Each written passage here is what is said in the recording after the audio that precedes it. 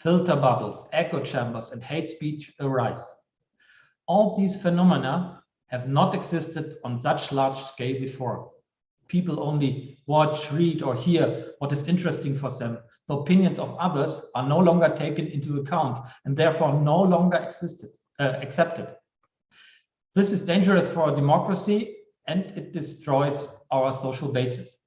Democracy relies on pluralism, on the diversity of opinions that leads to a collective decision as a part of a social process. As you know, the Konrad Adenauer Stiftung is committed to democracy, solidarity, liberty, justice, and freedom of expression worldwide. These are the core values on which our democratic society is built. Today, our online conference is focused on right-wing extremism. I would like to say it clear and precise, especially due to the heritage of our German history. Right-wing extremism is a social pandemic that not only divides people, but is also dangerous and sometimes even fatal. There is no place for that in our democratic society. So thanks again to Jordan Bujilov and to our today's lecturers. Now I would like to wish you all a pleasant and instructive online conference. I'm looking forward to the book on our topic, which should be out by the end of the year.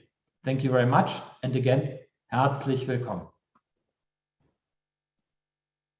Yeah, thank you, Henrik, for your continuous support and participation in this important project. I was struck by the findings of the German Ministry of Interior, which found out a 10% rise of right-wing extremist criminal activities in Germany in the last couple of years. Let me also introduce to you and invite another member of our team, Mr. Peter Canope, to share his thoughts on the issue. Peter is a security expert, an expert on defense and counter-terrorism from the Netherlands. He is career diplomat and university professor, former director of the International Center for Counter-Terrorism in The Hague. Actually, this is not the first project we are working together on. We implemented, I think in 2017 or 18, another project which was on the foreign fighters returnees in the Balkans, which was very big problem for all Balkan countries. But Peter, let me invite you to share some thoughts on our topic, on today's topic. Yeah, thank you, Jordan. And it's always a great pleasure to work with you. Thank you. Hendrik, you mentioned fear as an important element.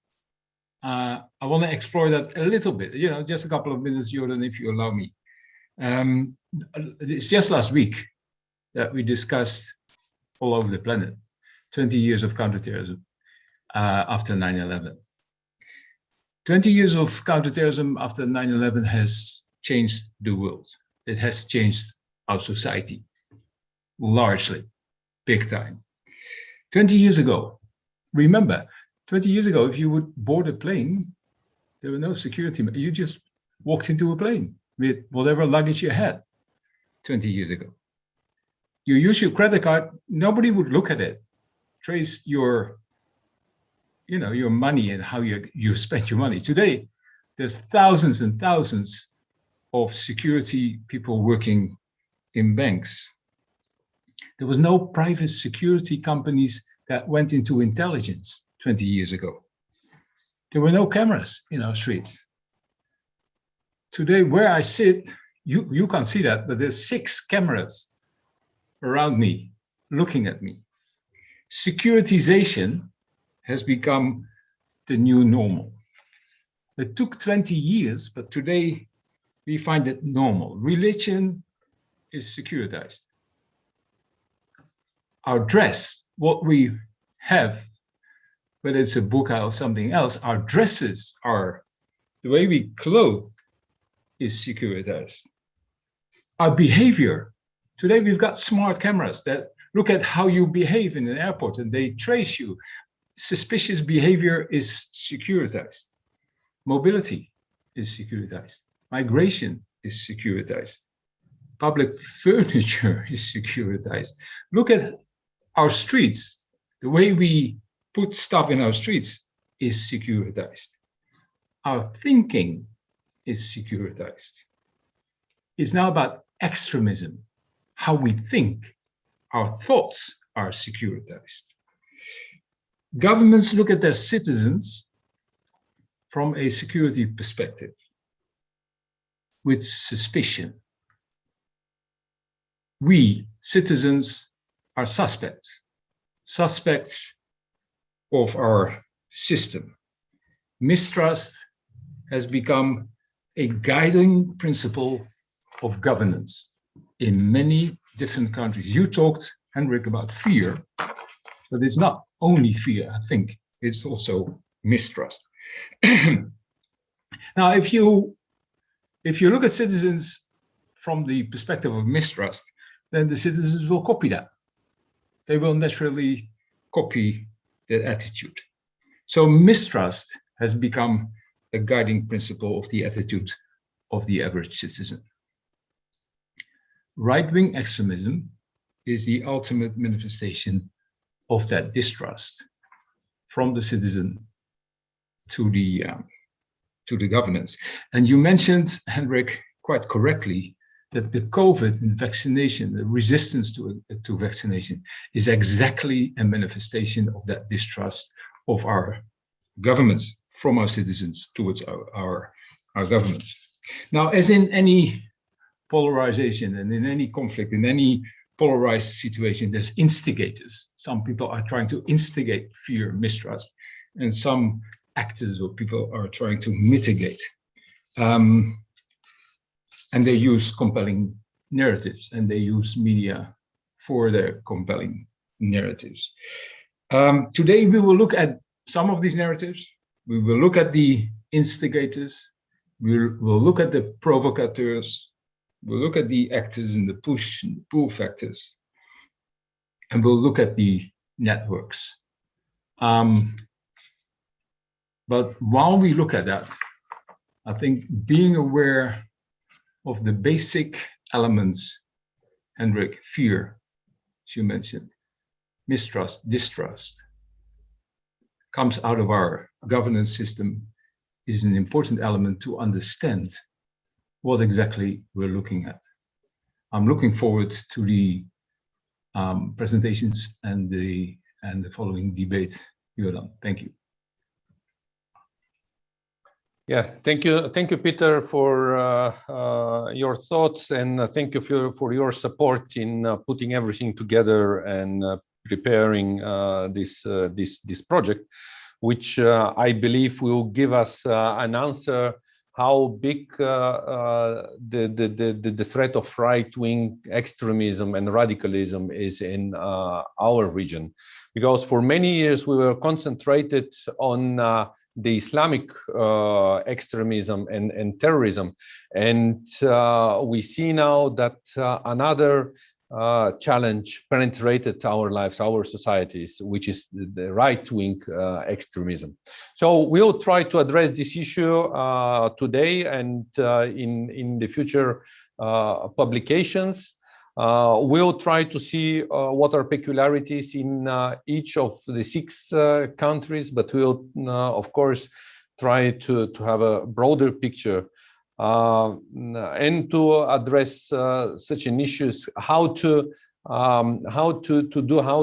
work with former radicals, how to and what mechanism for de-radicalization to establish, how right-wing extremism affect our security, whether it's a real threat or it is a kind of normal development in our societies. We see populism, nationalism spreading around. So this is something we have to think on. And of course, we have to see whether there are links between different organizations, whether they are influenced from outside the region. This is also very important for our project, and of course for our region. Having said that, I would like to inform you, and of course to invite you all to join another event which we co-organize with Konrad Adenauer Stiftung next week on 28th, which will address mainly security challenges on the Balkans and the European perspective of Western Balkans. You can find more information on our webpage, but of course we'll send you invitation. And now, without any further delays, I would like to start with the main part of our today's seminar, which are the presentations of 6 working groups, 6 research groups. And we will start with Albanian group, which is led by Dr. Ledion Krisafi, who is project coordinator at the Albanian Institute of International Studies and the executive director of Tirana Center for Journalistic Excellence. So Ledion, please switch on your microphone, and you have about 7 to 8 minutes. Please stick to this limitation in order to have more time for the discussion. Thank you, Jordan. Hello, everybody. Now, I think Albania, concerning right-wing radicalization and far-right politics in general, is a little different, is a little peculiar compared to the other Balkan countries. In order to understand what is happening, or what is more correctly not happening concerning this issue in Albania, I need to make a historical background. What is right-wing or far-right politics in Albania? Before the Second World War, there was no tradition of real political parties in Albania. What could be called the right wing at the time, it was a group of landowners, big landowners who were on power and controlled the power in the country. But we cannot talk about right wing politics in the real sense of the word. At the same time, we cannot talk about left-wing political parties. So there was no tradition before the Second World War. Now, what the main features of right-wing politics, which also could be called far-right in some places in Albania, they come from the Second World War. And more exactly, after Albania was conquered by fascist Italy in 1939, in 1941, there was a left-wing resistance by the partisans, which was controlled by the Communist Party at the time. Right-wing politics in Albania was born as a direct consequence of this fact. At the time, there was another group of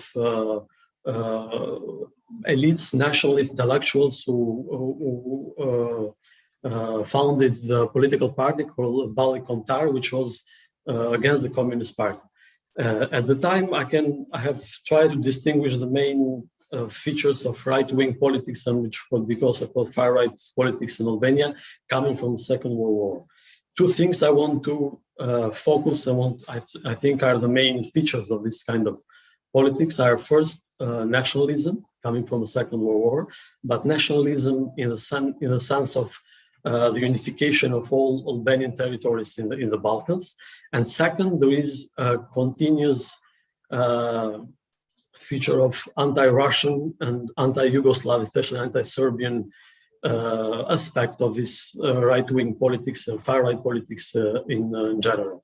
During the Second World War, there was a collaboration in Albania, some people, some groups with fascist Italy, and also from 1943 with Nazi Germany.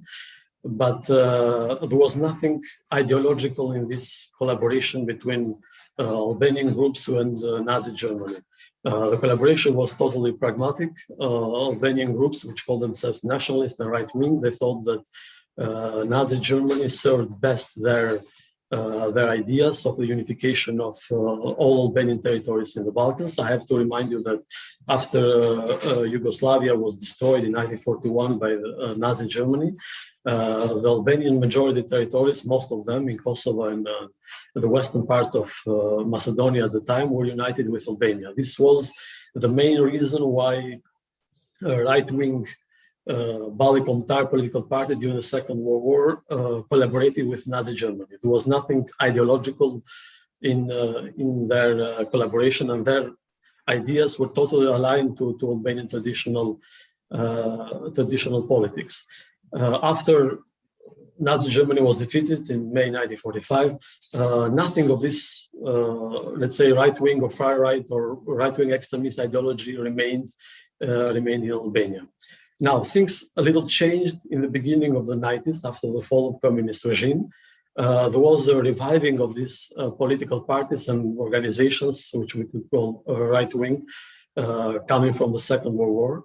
But the ideology was the same again. It was nationalist, with the idea of the unification of Albanian territories in the Balkans. It was anti-Russian and anti-Serbian at the time. I think this is the peculiar aspect of right-wing politics in Albania, which I think is different from all the other Balkan countries. There is no clear connection with, let's say, with Russia. On the contrary, there is one of the main features of right-wing politics in Albania is exactly anti-Russian feeling and anti-Serbian usually feeling. So I said in the 90s, there was a reviving of this right-wing politics in the Albanian political scene, especially in the beginning of the 90s until the mid-2000s. There was some activity from this right-wing or far-right political parties, like the reviving of Balkan or Legaliteti, which had some following in the beginning. They won in the first Albanian elections, first Albanian elections, they won 2-3 MPs in parliament. But what we see now at the moment is that this kind of approach, let's say right-wing extremism or right-wing radicalization of far-right politics has, in a certain way, eradicated from the Albanian political scene or public in general. These political parties, they still exist, but they don't have any real popularity or in the Albanian public. They don't win anymore any MPs, and even in the last elections, they didn't even participate because they didn't have the following to participate. They continue to survive in a certain way in the online world. Through websites proclaiming the same ideology, which I said is the same as nationalist, anti-Russian and anti-Serbian in this case. But usually the followers from a research where I did of these websites, they were very, very little visited. And also from this research, they were maintained by usually 1-2 people who had no connection with other groups or other people, and their financial situation was, let's say, was very bad, and it didn't amount a lot to maintain this website. So as I said, the point is that this kind of far-right or right-wing, let's say, extreme political ideology was eradicated in a certain way naturally from the Albanian public life. But what happened? It happened something peculiar, that this idea, especially nationalist in the meaning of the unification of Albanian territories in the Balkans, and anti-Russian and anti-Serbian ideology was transferred to the right-wing politics in general. This kind of ideology, if I can call that, is now mainstream in Albania. It doesn't look anymore right-wing or far-right, but is mainstream, especially in the conception of being anti-Russian and anti-Serbian.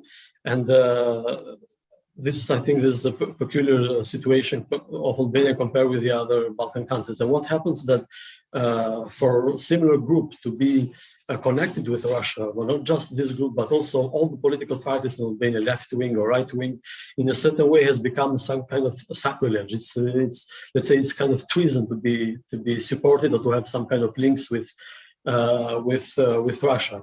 That's why from my research and from all the interviews I've done, at the moment in Albania, there are no, let's say, right-wing extremist groups, organizations, political parties which can be called as such, first. And second, there are no such groups which have any connection with outside actors, in this case, Russia. But as I said before, something very interesting has happened in Albania. This ideology part, these two parts of the right-wing ideology or far-right ideology coming from the Second World War became part of the mainstream politics in Albania. This anti-Russian or anti-Serbian, which during the Second World War was understandable, let's say, of the situation happening in the region, in the Balkans and in Albania, now is very common. It's part of the political landscape in Albania. Everyone who is accused as having a connection with Russia, for example, is consequently immediately called a traitor. So that's why it's very difficult to have any, let's say, public or private or other connection with Russia or the other actors. And this, what has remained from this far right ideology and in the Albanian public is exactly this, because this anti-Russian, anti-Serbian sentiment, because even this nationalist sentiment coming from the Balkan from the Second World War, which was revived in the 90s, in a certain way has been eradicated. Why? Because at the moment, the idea of unification of Albanian territories in the Balkans is a very, let's say, marginal, peripheral idea in the Albanian public, because we have, in a certain way, Kosovo is now independent. So, and the Albanian situation with Albanians in North Macedonia has improved considerably compared with 30 or 40 or 70 years ago. So even this idea coming from the right wing doesn't have, let's say, much weight anymore. What has been left in the end, which is part of the mainstream politics in Albania, coming from the right wing and far right politics, is exactly this anti-Russian, anti-Serbian sentiment, which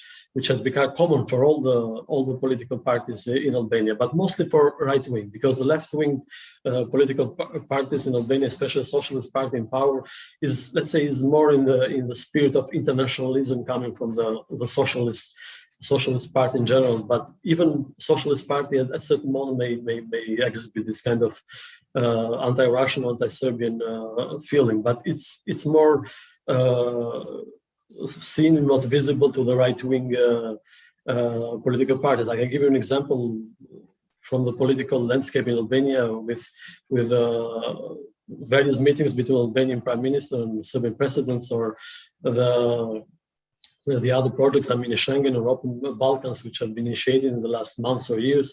And one of the main accusations coming against let's say, the government or the Prime Minister is not what is happening or what profitable these initiatives could be for Albania, but the main accusation is exactly the fact that Albanian Prime Minister is meeting too much, or is collaborating too much with his Serbian counterpart on the other hand. So I think this is the main point from Albania, which I can let's say, focus in the studies, that this far right ideology coming from the Second World War, with this part of the ideology, anti-Russian, anti-Serbian, has become part of the mainstream. But on the other hand, there is no real right-wing extremism or radicalism in Albania, especially one connected with third actors, like in this case Russia. And this happens because mostly for historical reasons, because it's difficult in the Albanian public to sell a political party or to sell an ideology which is in some way connected with Russia first, and second, the fact that there is no tradition of right-wing or far-right politics per se in Albania. That's why it was difficult to start something from zero, let's say, in the end. I know other countries in Europe, they have a tradition of this kind of politics coming from Second World War or during the Cold War or even the 90s. In Albania, this didn't exist. So in a certain way, it was revived during the 90s, but it was quickly eradicated. So I think this is the main focus, the study that we have done in Albania. Yeah, thank you, Ledion, for presenting your study on Albania and the situation there. May I ask you one question? Yes. Did you find out any criminal offenses or violent crime provoked by right-wing ideologies? No, as far as we did our research, no, there was no such case in Albania. That's because there is no, let's say, group, or there is no spirit, this kind of spirit to commit such a crime. That's why it's in our research we didn't find something similar, and that's why I say Albania is peculiar and different from the other Balkan countries in this aspect. Okay, thank you very much, Ledion. We'll move now to Bulgaria. Mr. Martin Sokolov will present the report of the Bulgarian group. Martin is co-founder of the research center Knowledge and Progress. Martin, please share with us your findings. Yes, thank you, Jordan. Good day to everyone from me. And probably I should begin by giving the brief profile, because we also in Bulgaria does not have a specific tradition in right-wing extremism per se. This can be rooted back to the 1980s during the revival period, which was driven by the policies of the Communist Party back then. And at the time, over 360,000 Bulgarian Muslims were expulsed from the country towards Turkey. Point is, back then, there was strong anti-Muslim, anti-Turkish rhetoric. And that in its own has left a bit of a tradition in the public eye, which has resulted in the fact that such sentiments are not specifically limited towards the right-wing parties. Now, after that, nationalistic and right-wing rhetoric moved towards beyond anti-Muslim, anti-Turkish rhetoric, towards incorporating anti-Roma rhetoric, and slowly but surely also anti-Semitic rhetoric, which was more or less a reaction to right-wing ideologies in the West. So it was more or less like issue of joining a bandwagon, if you will. Of course, it's very limited in terms of how they are able to express themselves in media outlets and social networks. There's only very few smaller, let's call them news agencies, which are able to, from time to time, publish somewhat of a favorable article towards specific organizations. Additionally, they tend to avoid using social platforms such as YouTube, Facebook, and rather tend to focus on, let's say, Russian networks when they can exchange ideas more freely, or using Telegram. Basically, they are adapting towards, what is the ways in which they're able to communicate in a horizontal manner.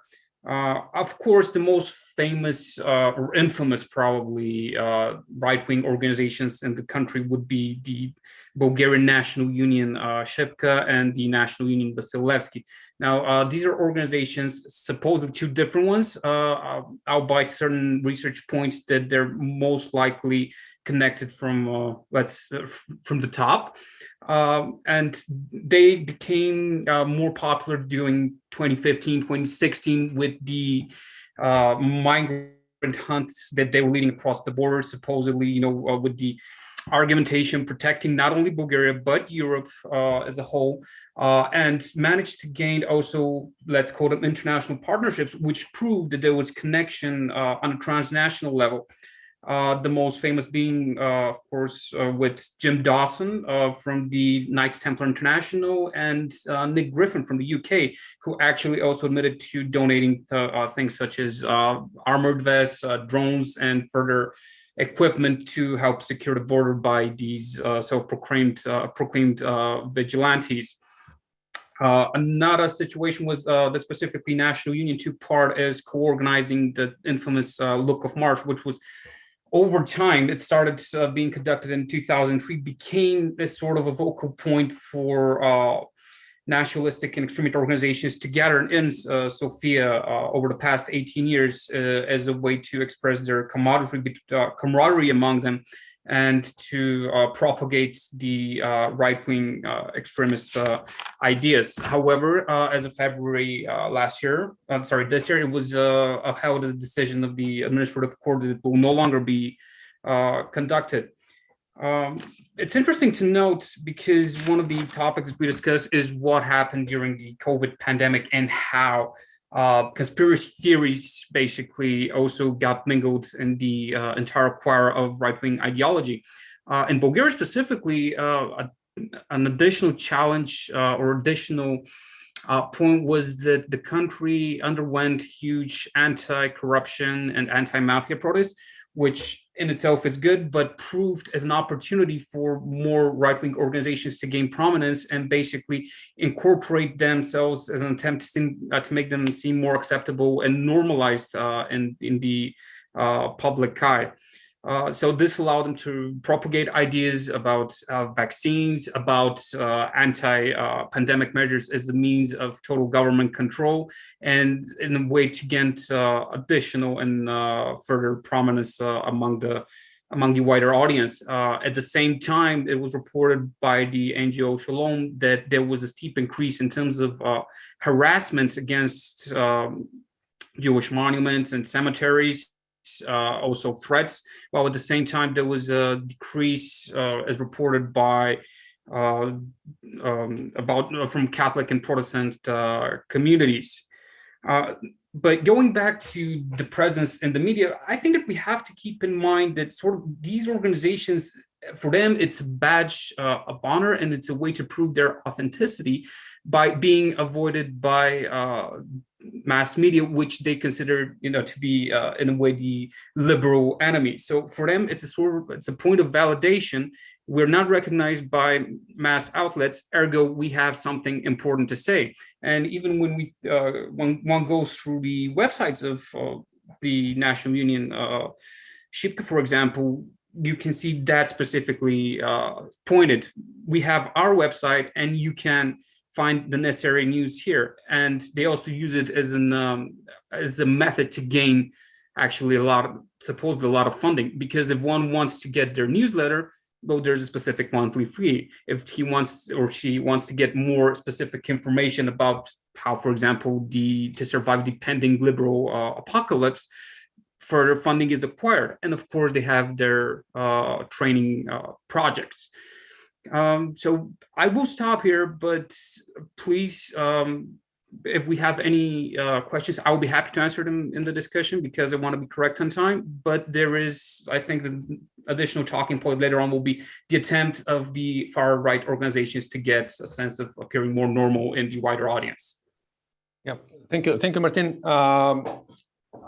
I would like to ask you immediately. Did you study what is the attitude of Bulgarian society towards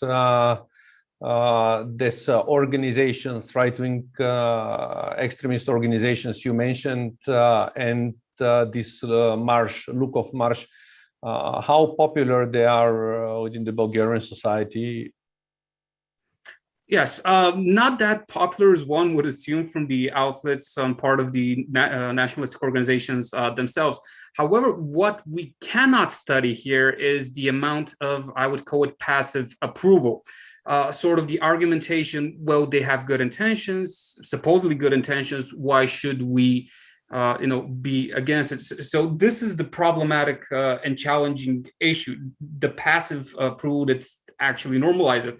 And additionally, here we can mention, even beyond the organizations that are in Lukov March themselves, other right-wing organizations do engage in a lot of socially favorable events.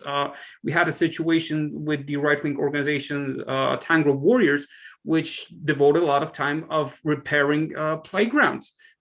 There's National Resistance Organization, which actually has the social platform of preventing young people from succumbing to a life of supposed debauchery by introducing them to healthy diet plans and engaging them to practice sports more actively and to go to the gym, which does again feed into the normalization of for passive, at least, approval. Do you see any influence on right-wing or far nationalist movements or ideologies to Bulgarian national and foreign policy, especially foreign policy? This will be very interesting, as we are talking about the region as such, not only individual countries. It's an interesting point, again, feeding back to the passive approval, because the political parties themselves have to find a proper balance in order to gain enough support. So at least from a rhetorical standpoint, there is the attempted balance. However, I would not say that there's specifically influence in terms of political decisions. I would say that it's mostly just rhetoric, which they're trying to balance out. Okay, thank you, Martin. Now we will move to our Croatian colleagues. Dr. Gordana Krap, who is president of the Hybrid Warfare Research Institute. He is an expert in security, as he's served for more than 25 years in the diplomatic and security structures of Croatia. And I'm really glad that we have him on board. Gordon, can you hear us? Yes, Jordan, thank you. I'm here, but I would like to apologize myself because I connect a little bit later and that I'm not going to connect with camera because I'm on the island of the Kirk and it seems that we don't have quite enough and good bandwidth so that I can connect with camera also. But we can hear you very well. Well, that's... So please go on. Thank you very much. Well, I will try to give you a short info about what we already wrote and what we are going to finish in the next several weeks. As we agreed, we concentrated on this far-right extremism and populism that might appear, that is appearing in the public sphere, in media and social networks, and their possibilities that they become violent or extremism or even terrorism. As we all know, I would like just to say a few words about the introduction, because we know that the freedom of speech and expression is one of the fundamental human rights, and those rights are a basement of democracy or free elections. When there is no free of speech, there is no democracy, there is no free elections, and then we are on the way to the tyranny. But those rights has to be under some kind of regulations, under some kind of rules that needs to be united as we do it in the united Europe. Legislations and monitoring on and evaluation of the possible misusing of those rights is necessary. In the political right extremism in Croatia, we can say that it almost does not appear. It does not exist in a level that is endangering our society or making any threats to the citizens, because what we have during the Homeland War, it was done, but during the time, the level of these activities that were partially part of our defense forces were completely dissolved. For example, we have this, we noticed and we gave our attention to this kind of group called HOS, Croatian Defense Forces. They were irregular paramilitary units, but after some times, the president, few months, president gave the order that they have to be abolished and dissolved, or voluntarily or by the force, and we did it. And this now what we have only remaining of their influence in the public sphere. And this kind of rhetoric that is from politically right extremism exists in Croatia, but it's not dominant, and it's not, as a matter of fact, does not have any really influence, nor in public, nor in policy, nor in internal or foreign policy activities.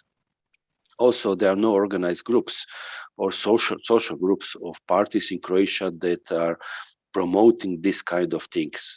They are not present in Croatia's parliament, nor in the local parliaments in local municipalities. What we faced in last October in 2020, one terrorist attack to the prime minister and the house of the government that can be said that has politically right extremism approach and background, but it is more after the investigation, it was more case of the unstable person that was fueled by local persons that are connected with right extremism.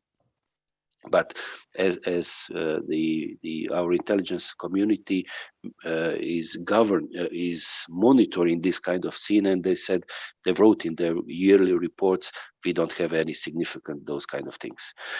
What is also intention of us was trying to identify these subcultural social groups that are very active in social networks, but not in public, in media, because sometimes they become a digital guerrilla, as it has been called, and they become a part of the movements on a European level, like we have this group, Schwarze Bloc or Black Bloc, that are generally anti-globalist, opinion, but they are not clearly structurally organized. They don't have also any kind of influence.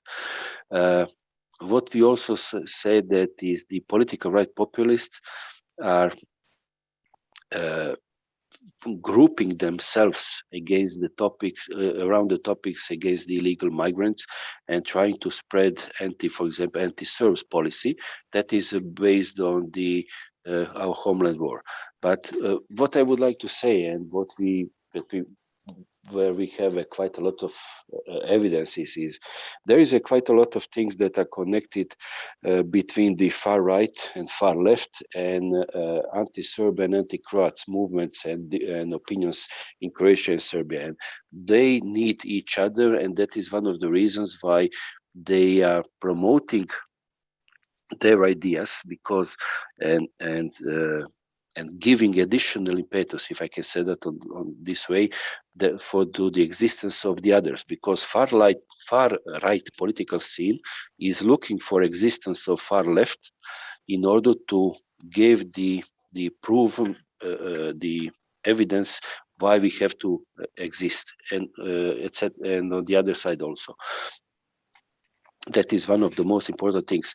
But what is important in Croatia, that media scene, we are talking about the main media, printed and online and TV and radio, does not accept this kind of rhetoric, and immediately they are condemned it. They publicly they open it and discard it, and they said, yes, this is a hate of speech, this is extremism, this is something that we don't want to tolerate. But sometimes we are faced with media expressions and informations that are trying to be politically correct, let's say this way, but they cause quite a lot of problems. For example, when recently, a few days ago, we have a case when one person, 20 years old, took a Croatian flag and burned it in the city of Vukovar. The city of Vukovar is a very symbolic city in Croatia, especially now, because in the beginning of September up to the middle of November, it was a battle of Vukovar, when Serbian and Yugoslavian forces tried to, and at the end they conquered the city of Vukovar, killing quite a lot of people.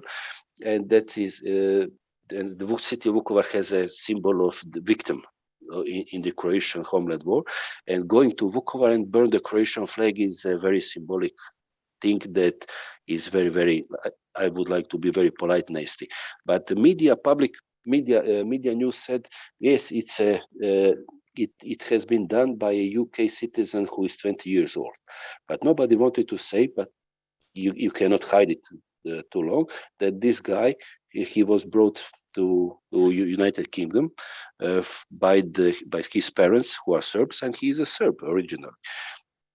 But on the other side, we have also situations that few media outlets, also from the right scene, is trying to overwhelm or give much more importance to some other cases that are really not. Therefore, what is important for us, what we found in our study, the far-right political spectrum is not so important. It does not exist in a way of the forms like, for example, in some other countries.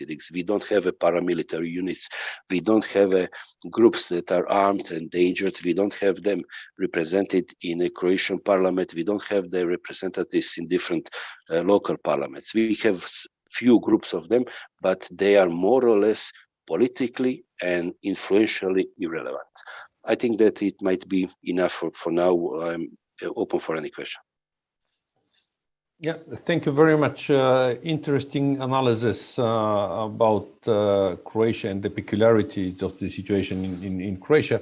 May I ask you, what are then the general assessment of risk and threats to Croatia, to the society and to the state? How you grade the risks in Croatia? What are the main risks? Well, that's something completely different when we are talking about it, about the risks for the society and the state. Political right extremism is not a risk. Left is not also, but this is something completely different story that if we start to do it, we will need quite a little bit quite a more time. But if you need, we can write it.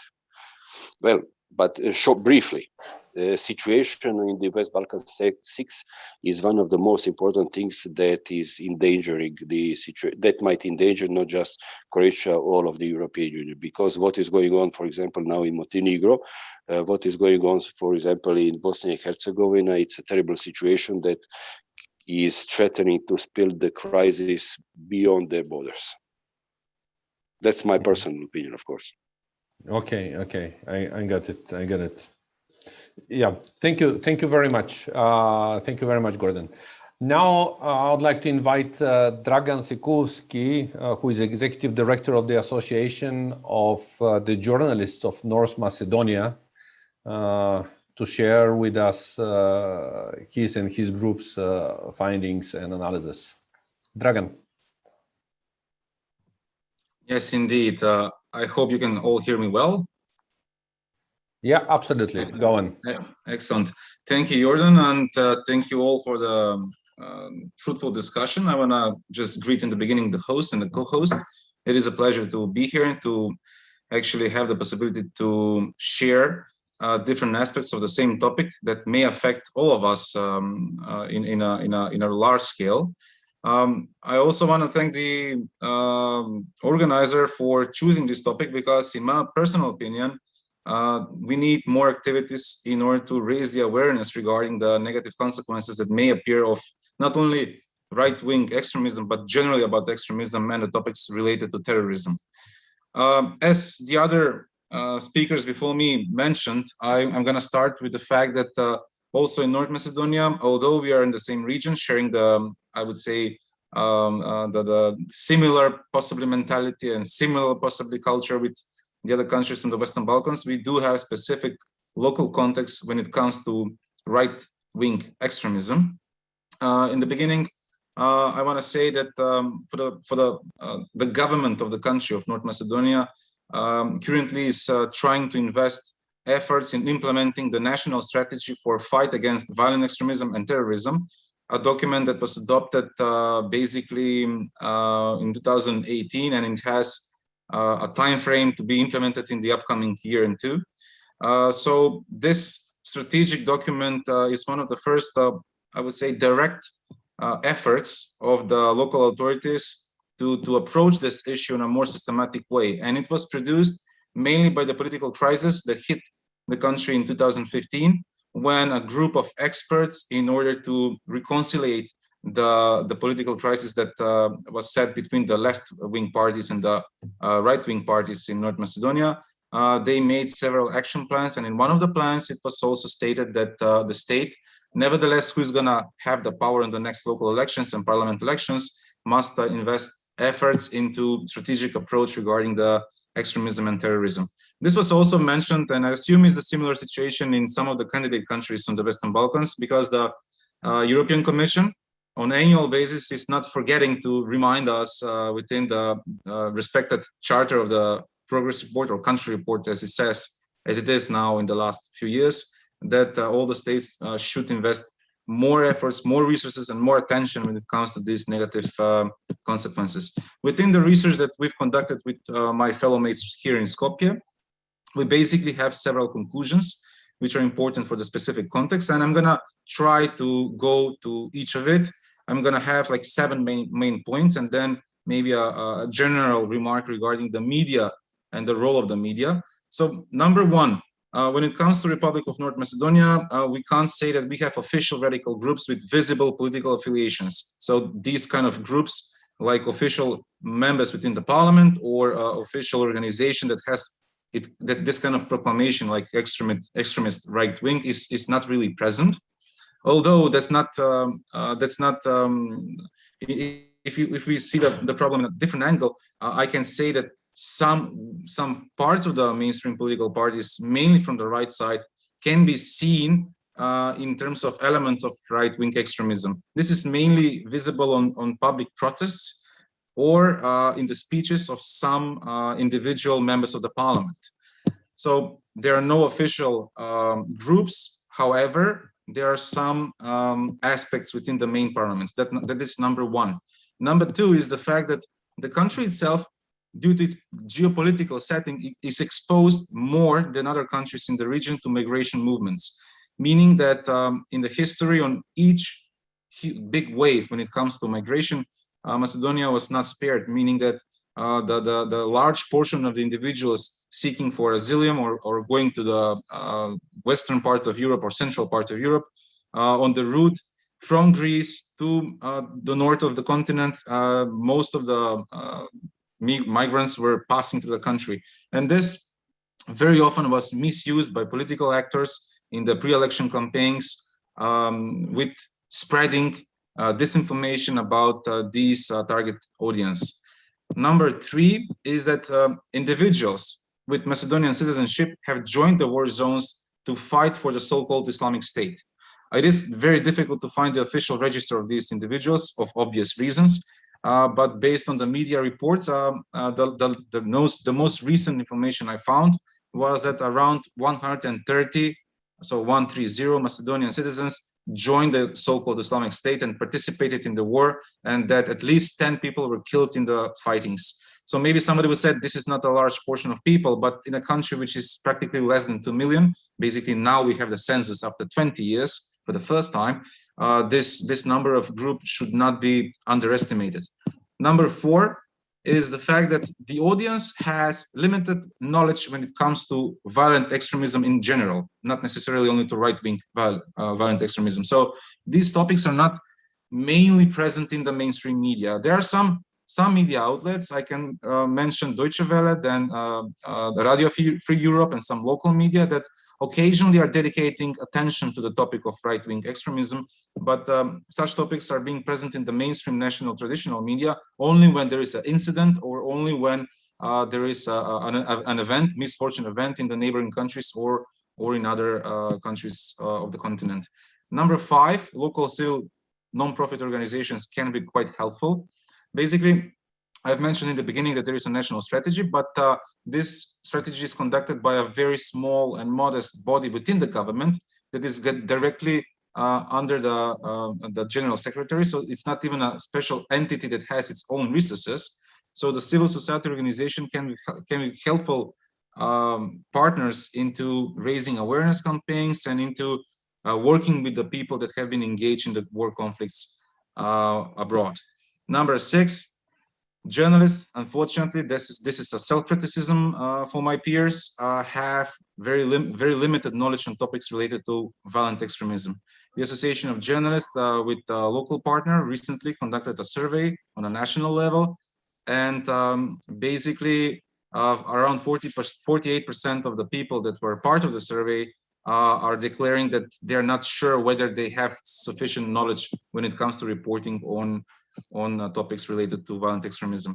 And 7th, the last one, is that reporting on terrorism and other forms of violent extremism is generally a challenge for journalists, not only in Republic of North Macedonia, but also in global context. So in order to fix this, my peers were thinking that working on collaborative networks between journalists on cross-border topics related to extremism and terrorism might be a good opportunity to increase the ethical standards and to increase not only the capacity on journalists from this country, but also to increase the capacity of potential collaboration on the level of a Balkan or on the level of Southeastern countries in Europe. So these are the 7 aspects that brings us like specific context in the country. A few sentences regarding the media. We have a lot of media in the country, like maybe the most media per capita in the Western Balkans. And as mentioned, only media here in general being interested when we have an incident related to violent extremism, but regular topics to raise the awareness are pretty much rare. And this should be in a way improved in future. Some of the conclusions I wanted to mention.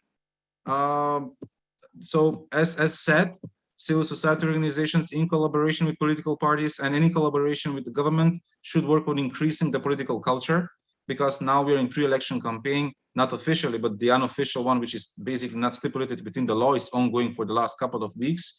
On 17th of October, there are local elections in North Macedonia, and we can see narratives from the political opponents on the back of the migrant crisis. And this kind of irresponsible speech and poor level of public culture in the public communication may trigger violence towards the migrants which are transiting this country, or even the people which are coming from Afghanistan, which is also quite a hot topic, I would say, in the Western Balkan countries, given that Macedonia, and together with some other neighboring countries, were the first one that openly said that we would accept and invite individuals from this country.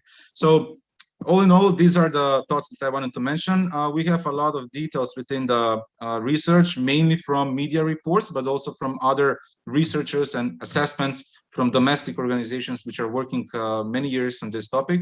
And I invite you to read the publication when it's going to be ready. And I'm also remaining to questions and to comments from all of you which are present on this panel. Thank you, Jordana, again for giving me the floor, and I'm staying here. Yeah, thank you, Dragan. Thank you very much, and we are of course looking very much forward to receiving your final document, which will be published. What I see in common between North Macedonia and Bulgaria is that migration movement, which passes through countries, they stimulate this hate speech and narratives, and probably right-wing organizations and their activities. But may I ask you a question regarding the Macedonian society? What is the attitude and the perceptions or acceptance or disacceptance of hate speech or ideas which state for racial or ethnical superiority, racism, anti-Semitism? Yes. Are there any mechanism? What people, ordinary people, majority of the society think about this? How they accept or? I can give a general comment. So basically, if we measure the percentage of hate speech in the society, one of the indicators that we can use is the court verdicts regarding hate speech. So within our criminal code in Macedonia, we have several articles which can qualify hate speech in the public discourse. And based on the most general one, in the last 10 years, this is a new scientific paper that was published last week. Basically, only 5 verdicts are available when it comes to hate speech. So that brings us to a conclusion: either in this country, the prosecutors or the courts or the police or all together are simply not paying enough attention to this potentially dangerous criminal act, or we love each other so much in this society that simply the hate is not being present, which is ridiculous. In all countries, there are situations and aspects that may trigger hate speech, but the idea is to prevent it and to punish it when we have explicit examples. So I'm not stipulating that the state should have more restrictive laws. No, I'm just saying that when you have such a huge level of impunity in the area of hate speech, the public prosecutor is in a way part of the problem. Because if we want to prevent it, we must have proactive approach by all stakeholders. So in our case, we are trying to educate journalists, we're trying to educate, to build up the capacity of the media. But when you have a source of hate speech which is not coming from the media, then we cannot actually do a lot. And which types of hate speech is mostly used in the country? Well, I can say that mainly on ethnic, religious, and political party basis, but also we have on base of racial and on gender races. And not to forget that Macedonia is trying to, in a way, improve the bilateral collaboration with the neighboring countries. So before, in a way, finding the compromise with Greece regarding the name, there was explicit hate speech from our side to their side and vice versa. Then in the dialogue that was happening with Serbia 2 years ago, also the level of hate speech was pretty much increased, and tension there was, especially on the social media. And nowadays, unfortunately, we can see similar activities happening between Macedonia and Bulgaria, where basically you don't need to be a lawyer nor the most smart person on the planet to realize how the citizens are communicating on social media when it comes the relations between Macedonia and Bulgaria. And this is a misfortune. And I believe that as long as we have irresponsible politicians that are not giving positive examples in the public discourse, then we cannot accept or in a way hope that people would have a polite way of communicating between them. So the ones which are in charge in a way of the ones that has gained votes within the parliament and the government, they should give a good model how to communicate online and in public in general, and not to in a way be part of the problem by heating the tension on this kind of topics. Mm-hmm. Yeah, thank you very much, and thank you for mentioning, of course, the situation between Bulgaria and Macedonia. As this is probably the biggest challenge now towards the future enlargement and starting the negotiations with North Macedonia and Albania. Of course, we have to address this issue. And probably last remark from my side regarding your presentation. You are right that we have educate journalists, but we also have to create better understanding of what extremism is, being it right wing or left wing, to among the administration. I mean, you mentioned just five cases, which is not nothing. I mean, comparing to more than 21,000 cases of right-wing criminal activities in Germany. Of course, it's incomparable. I mean, the size of Germany and North Macedonia or Bulgaria or other countries. But of course, administrative capacity is something very, very important. We all have strategies, but the implementation of the strategies, I think, is very poor. So let's move to our Romania colleagues. I have in the list Professor Alina Bărgoanu, but I don't see her. Who will present the study made by Romanian colleagues? Yes, it will be me. Good afternoon. Good afternoon, Catalina. Thank you. Alina Bărgoanu couldn't make it today, so we decided that I will present our findings. So in the case of Romania, we identified some extremist ideologies in several organizations, and also we identified right-wing extremist ideologies in some political parties. For our research, we paid attention to one party elected in the parliament last year, a party that holds some strong beliefs related to nationalism, mainly in the sense of unification with Moldova, also holds some orthodox beliefs and is making and is launching messages related to the Orthodox community in Romania. Messages what we identified is that mass media played a major role in promoting messages that are related to extremist ideologies in Romania, mainly on Facebook pages and groups, also on Telegram channels, and also on TV channels, because, as I said, we have one party that is elected in the parliament, so they have a certain visibility even on TV, on mainstream channels. We also believe that we identified that major topics that extreme right address are usually related to the national history, to the communism regime, and also the current status of ethnic minorities, of religious minorities in Romania. We identify that a certain hostile attitude toward Roma, toward the Hungarian minority in Romania could be identified. Also, some signs of what we call unacceptable remarks in regards to the Jewish community, even denying certain events, and we also paid more attention to the party that was elected in the parliament, the Alliance for the Unification of Romania, that was a main actor of the anti-mask, anti-vaccine protests, and also has a close relationship with the Romanian Orthodox Church. And this party was called the party that came out of nowhere, was formed last year, and in the last election they took 9%, and now they have 47 seats in the parliament.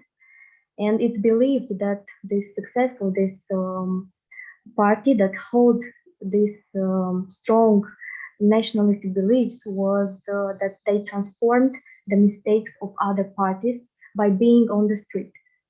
Despite all the restrictions, despite all the measures that were took during the last year.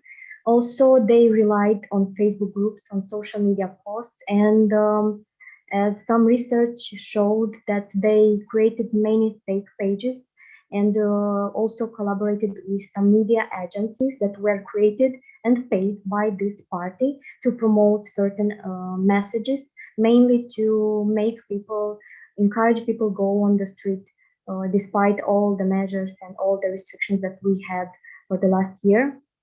What was interesting also about this party was how other members were attracted, usually by or only by recommendation. Someone that was already part of this party has to recommend a new member, and the procedure is exclusivist and still secret, and we couldn't find more information about this, but we believe that was an interesting part of this research. Also, we to conclude, we identified that in Romania, more than 60% showed more than 60% of Romanians are saying that they would support a conservative and nationalist party that promotes religious, traditional values, and judging by that, and with the current declining support for the government,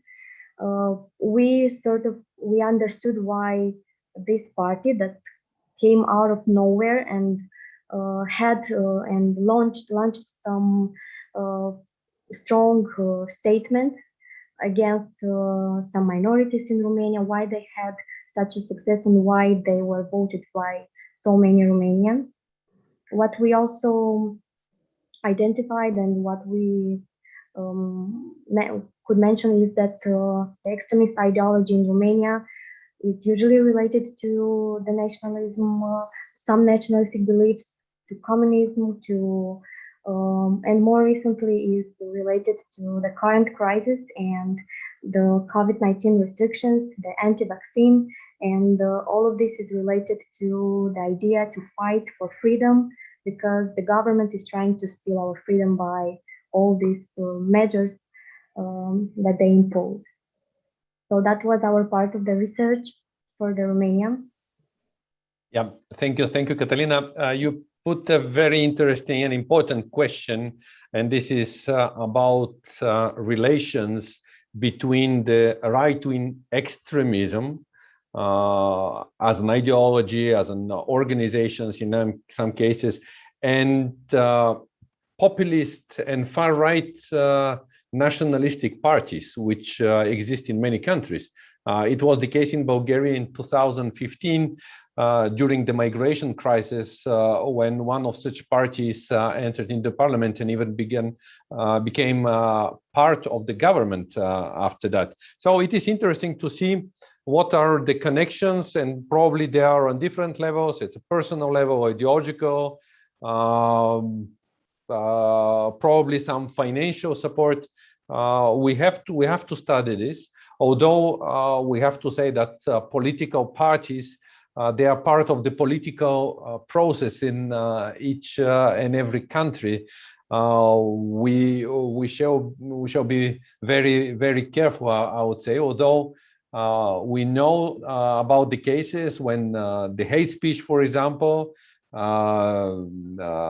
was very often used in Bulgarian parliament, in other parliaments in different countries. So once again, thank you very much for your analysis. If you have to add something on this case, or after that during the Q&A. Okay, and last but not least, our speaker is Susanna Grubiejic. She is a senior consultant at the Center of Foreign Policy, former Deputy Prime Minister of European Integration of Serbia, former member of Serbian Parliament, very knowledgeable person. So, Susanna, we are all here to listen to your remarks. Please. Good afternoon, everybody. Thank you, Jordan, for your kind introduction. I will try to summarize our findings, not to take much of the time. I see that we are near the end of the conference, and we still have to debate some issues. So I also put some let's say 9 to 10 points as a summary of our findings. We sent you the paper already, so you see that we try to cover the right-wing extremist scene in Serbia as much as we could.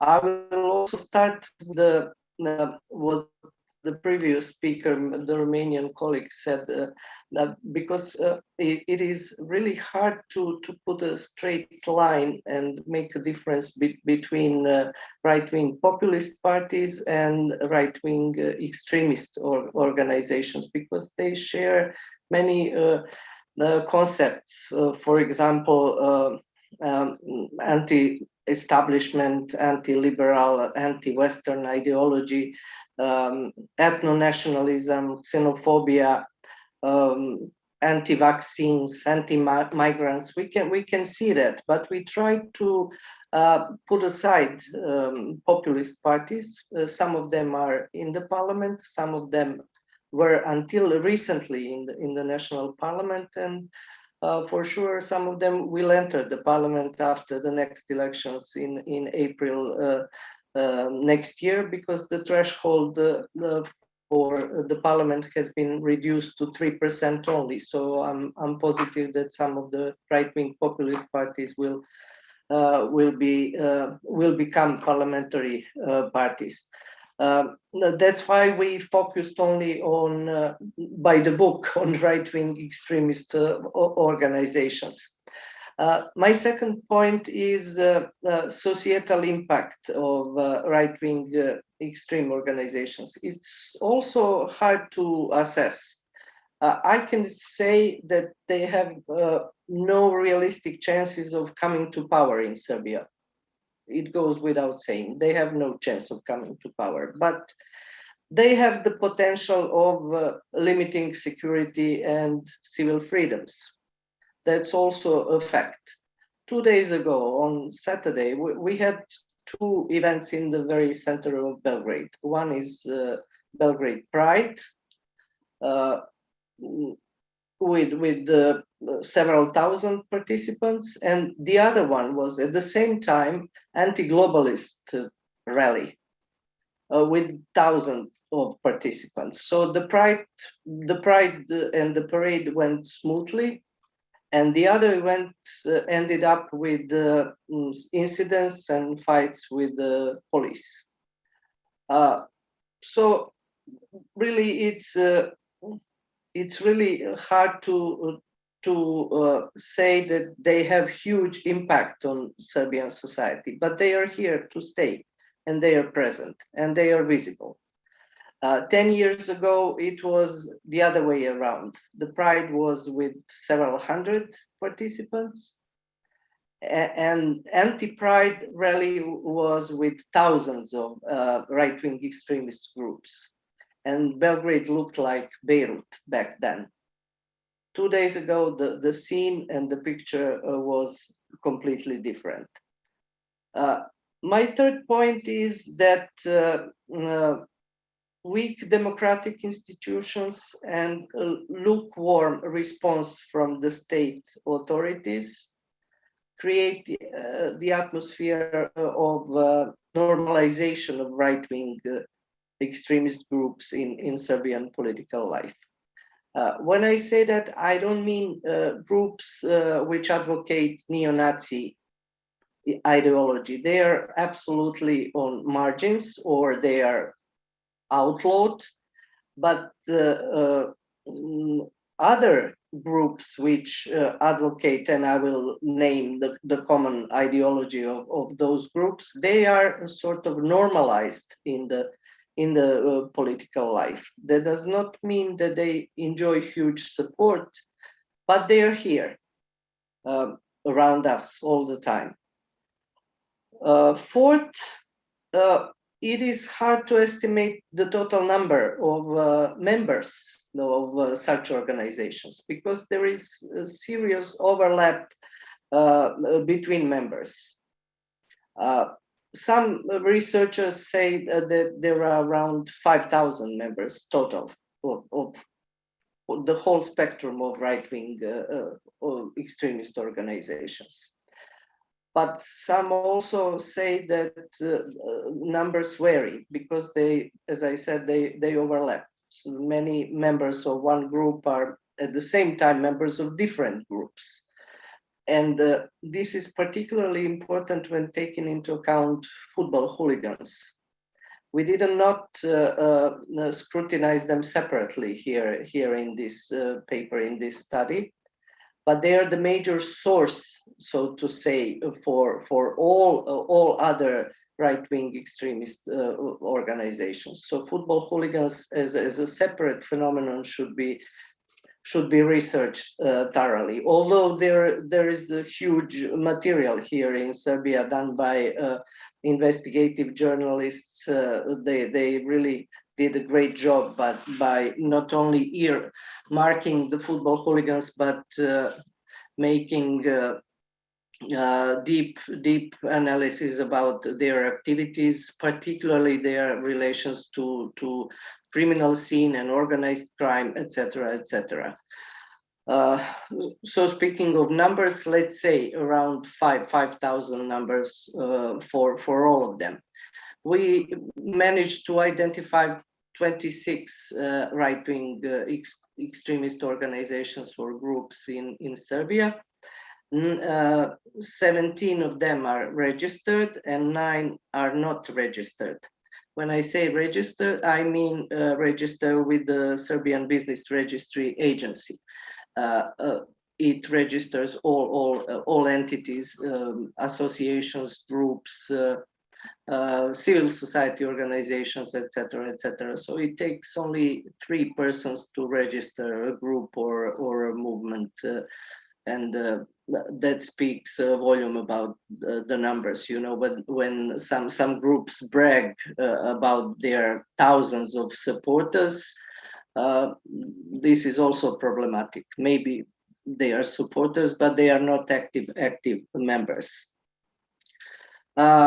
6, as I said, their precise goals differ, but they share many of the following, and we also put the following concepts or the following ideologies together. So this is ethnically based politics, reference to the 1990s wars, glorification of the war criminals, a belief in victimization, a redraw of borders along ethnic lines, hatred of LGBT groups and Roma population, anti-NATO and anti-EU attitudes, propaganda against migrants, pro-Russian attitudes and links, racial superiority of the white race. So basically, these topics or this ideology is shared among the vast majority of the right-wing extremist groups. We also studied the use of social networks, websites, and portals. So we can see that these groups mostly use Facebook, that is their platform, or to a lesser extent Twitter and Instagram and YouTube channels. meaning their own YouTube channels, but they use others. And we also identified around 30 websites and portals which propagate the right-wing extremist ideology. So the lists are included in the paper with the names and links, so you can whoever is interested in the content can look at it. It was interesting to listen to the Bulgarian colleague about the links with the right-wing extremists abroad. The same names popped up, like Nick Griffin and Jim Dawson. They were also in Serbia, two famous British nationalistic leaders. They were also present in Serbia. They also helped one group to transform into political party. That's Serbian Right Group. They helped them with instructions how to use internet and how to use all tools that social networks are offering. We also learned that Robert Rondo, Rise Above movement, American white supremacist, was present in Serbia. Also, he managed to get permanent, temporary residence here. Before that, he went to Hungary, then to Bulgaria, then came into Serbia. And there are numerous links with Russian organizations, particularly Night Wolves, Putin's Angels. They have offices, so to say, affiliations in 14 countries, including Serbia. So Serbian branch of Night Wolves is active also in Republika Srpska, in Bosnia and Herzegovina, in Montenegro, and in the north of Kosovo. And we couldn't find any proofs about financing the right-wing extremist organizations, but you don't have to be an economic wizard to see that there is money going around. So it's either from coming from abroad or internally from some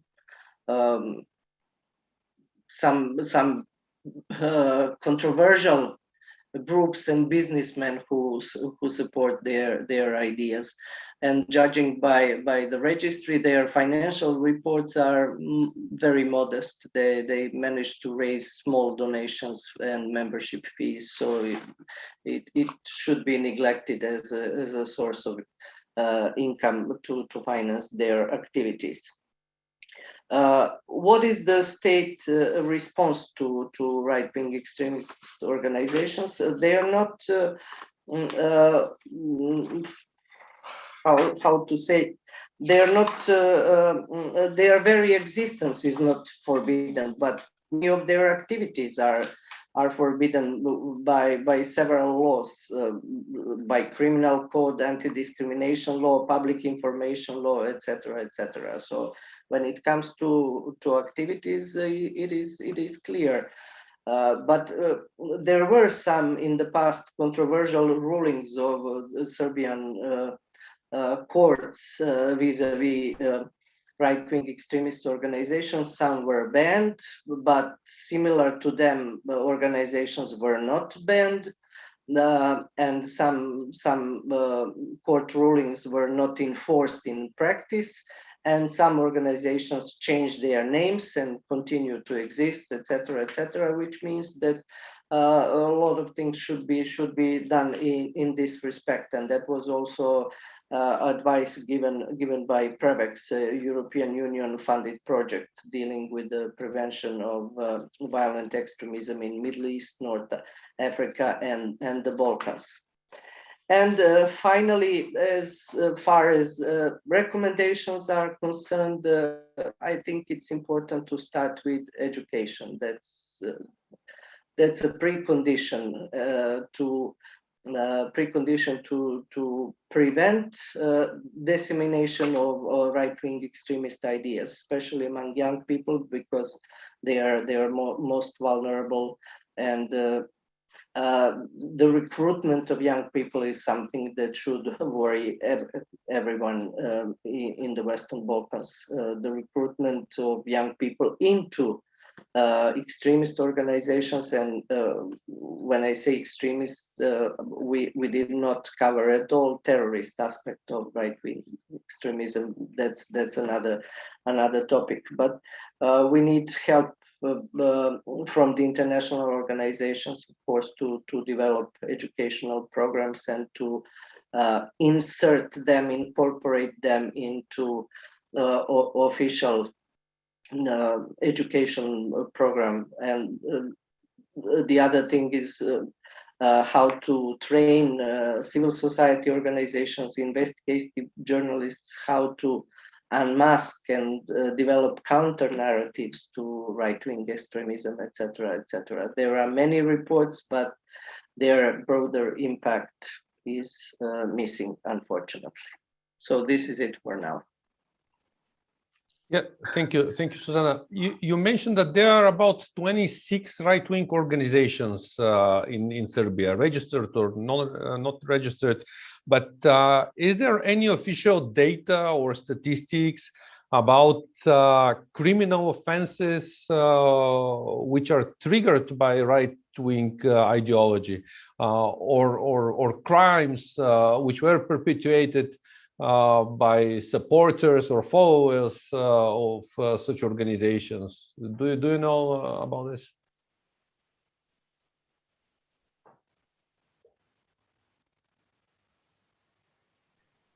We couldn't find open data about this topic, but because of the football fans, all crime activities are related to football fans or football hooligans, who are at the same time members of various right-wing extremist organizations. So there is a huge police action going on in the last several months, breaking the network of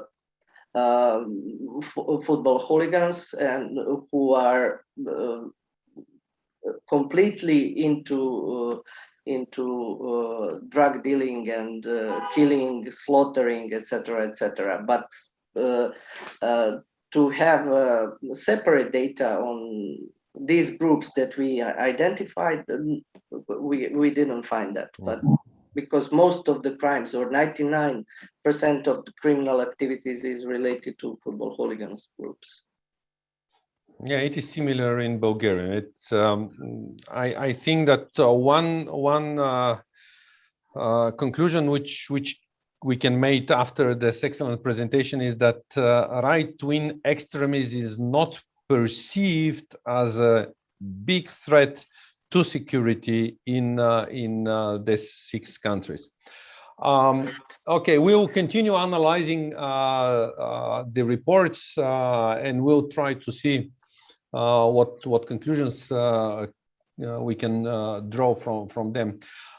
We have about 20 minutes for questions or comments, so please feel free to raise your hand or write in a chat. I see there is one question already in the chat, which comes from Hendrik Zitik. He asks about evidences of extremists getting in connection with on international level, not only between Southeast European countries, but do they have contacts to Germany or to other Western European countries? This would be one question. Let's collect one or two more. Peter, I see. Peter, please go on. Yeah, thank you for all those presentations, very interesting. I've got a question, and it's to 3 people, but it's a very similar question. Dragan, thank you for that presentation from North Macedonia. You mentioned, but very briefly, you used the word gender, and then you didn't specify. So I'm interested to hear what exactly is behind that word. And then Catalina from Romania, you talked about traditional values. and the introduction of traditional values. When you talk about traditional values, is there a relationship with the position of women and gender relations? Is male dominance and male perspectives of society and traditions, is that an important part of it? And that brings me, and it's a very similar question to Susanna. You mentioned that very interesting list of LGBT, Roma, anti-EU, anti-NATO, but misogyny, anti-feminism, pro-traditional values wasn't mentioned in your list, although it's normally part of that, of that list of grievances and issues and positions of far right. Now, right-wing extremism. Excuse me. So why is that missing in Serbia? Thank you. Okay, let's answer to this two questions, and after that we'll collect more. Well, who if I may. Yep. So regarding the first question of the colleague Hendrik, so I want to say that yes, there are linkages of international incidents related to terrorism and extremism. Unfortunately, I will mention the example of the terroristic attack of Vienna that happened in December 2020, so a very recent one, and pretty much in the central of Europe, in which around 4 people were shot dead and 20 were injured. Unfortunately, one of the attackers was later evidence-based that he was a Macedonian citizen from a village around Ohrid Lake near Struga. So what I think of this, it means that countries that have the tradition to work abroad, they are integrated within the other societies, but that doesn't mean that they would be always spared or excluded of terroristic attacks. And this is one of those examples, which is like from very recent history. Basically, it happened like a year ago or even less. Regarding the gender dimension that I've mentioned, so there is also a direct linkages when it comes to extreme violence and discrimination based on gender. That can be mentioned and can be seen in Macedonia when it comes to the security of female journalists, because the psychological attacks or threats that they're receiving, it has their own specifics. So in 2020, the Association of Journalists of Macedonia is noting a number of this kind of incidents in which female journalists were targeted to be threatened and to be molested. Some of them on internet, most of them in fact, and some of them offline. Because there is a different, this is our main finding from a different research, that there is a different specific when it comes to violence and threats that is being used or misused towards female gender, and especially in the journalistic profession, this is pretty much evident. So that would be my short answer to both of you, and thank you for the questions. Okay, thank you. I see that Catalina left already our conversation. I'm not sure if Adina could add something, and after that I'll ask Susanna to join. Yes, about the traditional values that Catalina mentioned. The traditional values in Romania, they are more in accordance with religion. They are not so much focused on misogyny, but it has a part of it. But they translate in anti-LGBTQ attitudes, or more patriotic views, or focus more on traditions, like we love our country, we want to be together in accordance with our religious values. Because in our country, in right-wing extremists, it has a basis of a very strong basis of religious content, because it's in the past in Romania, the legionary movement, which was a movement anti-Semitic with very strong beliefs and ultra-orthodoxical. It was based on religion and on traditional values. And then the actual right-wing extremism in Romania is not very much based on that, but there are some components that remained. So Catalina, when she said about traditional values, it was more in that part. And to respond to your another question about the international collaboration between right-wing organization in Romania, we didn't find that, but I guess we know about the QAnon movement, which started from America and then created branches around the world. So in Romania, it is present as well. There is not, in the present, there were not actions, violent actions that were taken, but there is an accent on anti-mask, anti-vaccine, and anti-restriction about pandemic. So yeah. Okay, thank you. Susanna?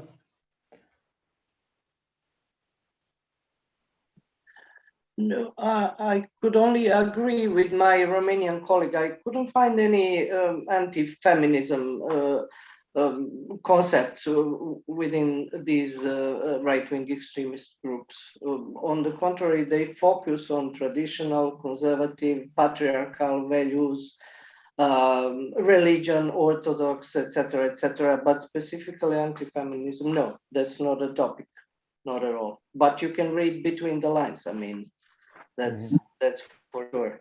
When you promote traditional Orthodox values and national pride, etc., and when you mark LGBTIQ population as immoral, as a threat to family values, so you might find that as well.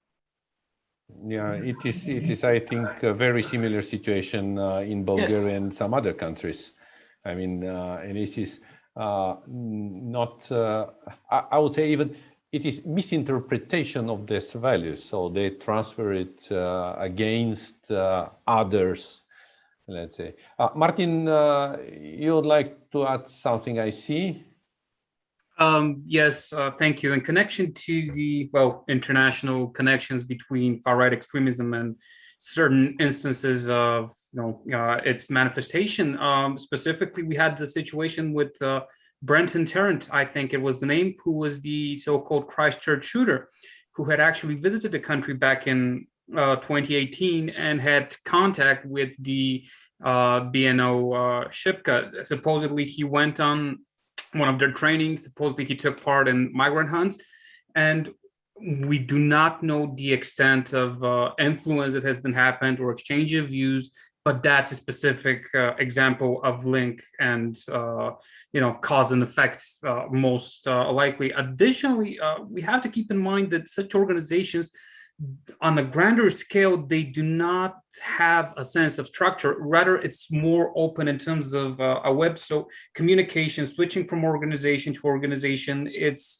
much easier, as opposed to it was there was any form of hierarchy on an international level. Additionally, we do have examples in which there's connections between Bulgarian organizations, Russian ones. Belarusian TV reporter a couple of years back did a specific piece on one of the nationalistic organizations in Bulgaria, and was specifically in a positive light. Okay, thank you, Martin. Are there any other questions or comments from the audience? And of course, I will invite our speakers for their final comments after that. So I see no comments, no questions from participants. So let's go again in the same order. I would like to ask our panelists for their concluding remarks based on the questions and discussions, if there are any, of course. Ledion? Yes, I don't know what else can I add to what I've already said. In a certain way, I'm glad, let's say, that we don't have this kind of problems like, as I saw the other Balkan countries, but mostly Central European countries. In these countries, maybe it's more accentuated, this problem of right-wing extremism. In Albania, as I explained, for historical reasons, is difficult for these movements to develop, and as I said, for historical reasons, it's almost impossible for this movement, even if they existed, to have some kind of connection with Russia. So I think this is the main point of our research, and especially on the contrary, as I said, it's not about the relations with Russia. It's on the contrary, the anti-Russian sentiment, which is the main point of right-wing or far-right politics or ideology. Okay, thank you, Ledion. Martin? Thank you, yes, for final remarks. There's a lot of room for research in terms of right-wing ideology for reasons which are obvious. The last couple of years, the main focus was radicalizations in terms of terrorism, but this is something that we need to look more into. And we also have to keep in mind that a lot of the processes in terms of modus operandi are the same, because right-wing groups, be they in terms of organizations or informal, just friendly contacts, they have a very special societal role for the people who are being encouraged to join.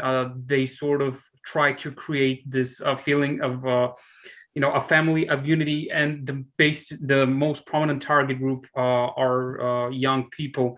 So it's going to be really important to encourage both national cooperation between institutions and international to have a shared working definition of what right-wing extremism is, and to the same way we're trying to educate and cooperate with frontline practitioners to identify early signs of other forms of radicalization, so as to do it with right-wing extremism.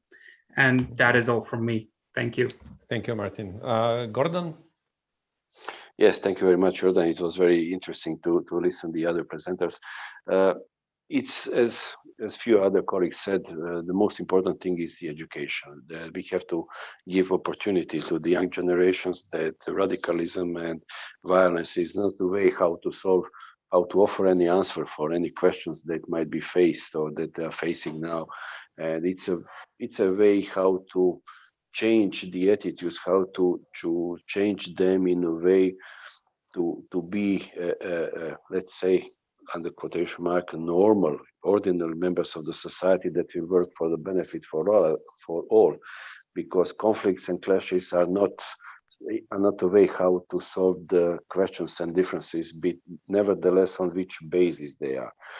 And despite the fact that, as I said, the right-wing populism, right-wing extremism does not exist in Croatia in a way that is significant, but this is something that it has to be monitored, it has to be evaluated from time to time in order that if those signals are going to be seen, that the society, not that the state, can react in a way how it should be in order to prevent negative influences, but not just from the far right extremism, from any kind of extremism, because we are living in a society that has fast and furious, if I can say, the exchange of mostly disinformations that can negatively influence intensively to the different groups and individuals that can trigger them in order to become violence or extremism and terrorism.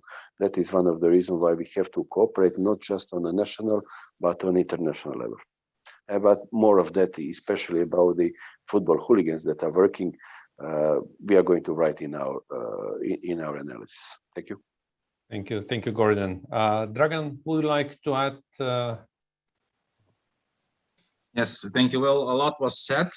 Not to overlap, I would just mention that we should be concerned as citizens of this continent in an era where we can see obvious increasement of populism within the political parties, not only in this region, but mostly in some other parts of Europe, such as Western and Central Europe, because the reflection of this increasement is also visible on the south, here in the Western Balkans. So the issue should be tackled on several spheres. I don't recall that somebody mentioned the standard. So as a long-term strategic goal, I believe that people should be also working with potential victims of this manipulation, I would say, the right-wing extremism, because not all of them are just part of this phenomenon because of ideals. I believe people which are coming from this region, the biggest motivation is the in-kind and the funds they receive for this. So also this should be something that our institutions should be also taking care. As for us, not a long-term strategic goal, but maybe a short-term or a mid-term, as members of the academic community or members of the media or members of the civil society organizations, we could always compel with the targeting young generations, especially to work with in order to boost the capacity of them, and also not to forget the media, because the media is essential here in order to send proper messages to citizens when it comes to topics related to all kinds of extremism and potentially terrorism. Yeah, thank you, Dragan. Now I invite Adina for concluding remarks. Yes, I guess it's very important that the analysis of right-wing extremism in Romania and maybe in other countries needs to explore the new promotional techniques for young generation, like selling merchandise with sustaining the beliefs of the extremist views, making music, or even having radio platforms, because that is very important, because our younger generation and increasingly the older generation is constantly on social media and on the internet, and there is a very prolific channel to attract new members. And in Romania, the analysis of right-wing extremism is hampered in a way by the perpetual deletion of Facebook groups or transfer on exclusive chat rooms or like Telegram. And it's a responsibility assumed by each member to disseminate the movement's belief on their page. So I guess most of them are private, obviously. And I guess we need to focus on involving mixed methodologies like content analysis and interviews with members of organization, or as my colleague says, with victims of the movement in a way or another. Yeah, thank you very much. And finally, Susanna. Oh, yes, I just want to add at the very end that what we need in Serbia is politics of alternatives, which will seriously challenge pathologies of denial, delusion, the right-wing extremist group pursue. In a word, it's myth busting. So myth busting is what we need, and that would be the best tool to reduce the impact of right-wing extremist groups. But it's a wider topic, sociological and political. Of course. But we have to have at least awareness of this risk and threat. Peter, I see you on the screen, and I'm pretty sure you would like to add something.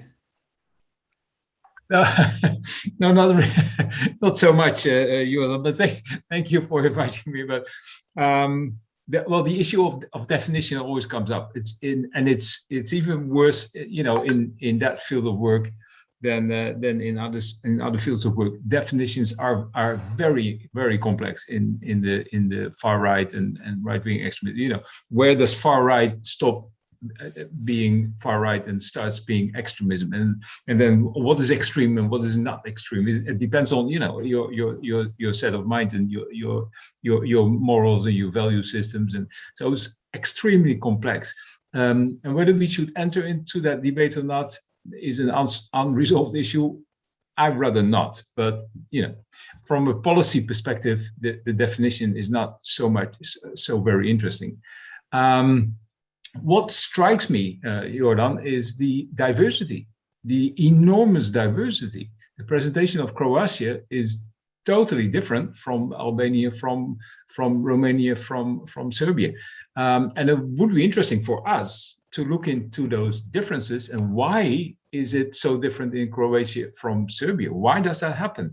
Is there a different policy response in Croatia that reduces right-wing extremism? Is that what is happening? Or is there something else? And so the differences although the countries are very close to one another and the exchanges between the countries must be very intense. And why is there those differences? So that is one of the outcomes. When it comes to policy responses, it may be obvious, Jordan, from my introduction, that reconnecting the citizen to the state, restoring the relationship between and the social contract between state and citizen, restoring trust between state and citizen. I think the COVID issue has proven that the trust issue is extremely important, and restoring that trust. Education is definitely part of restoring trust, but it's not the only thing. Trust is built on different levels in different manners. So I think that is a very important part of it. Yeah, indeed. But you're raising more general and philosophical question about the organizational basis of our societies and the role of individuals, of the state, etc., etc., etc., which is actually very, very important, not just theoretical, but also practical question. So once again, thank you very much to all of our speakers and to all people who took part in this conference. I'm looking forward to receiving your amended materials, and we'll be glad to publish them. So your analysis, your findings will be available to everyone who has an interest in this topic. Hopefully, you will address also in your papers the questions asked today during the discussion. So once again, thank you very much for your participation, and please join us next week on 28th of September for another discussion on security in the Balkan region and the future membership of Western Balkan countries in the European Union. Once again, thank you very much and all the best to all of you. Goodbye. Thank you. Thank you. Goodbye. Bye.